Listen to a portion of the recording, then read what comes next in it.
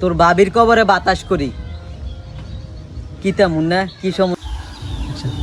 ভাবির জন্য বাবির যাতে কষ্ট না হয়। হ্যাঁ, ভাবির জন্য কষ্ট না হয়। বাবির যাতে কষ্ট না হয়। ও, বাবির যাতে কষ্ট না হয় এই কারণে বাবির কবরে বাতাস করে।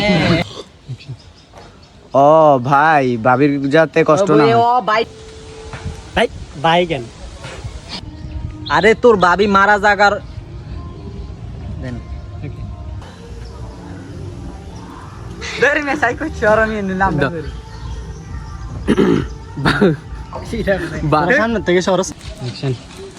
ও, ভাবির যাতে কষ্ট না হয় এই কারণে বাতাস করেন ভাবির কবরে।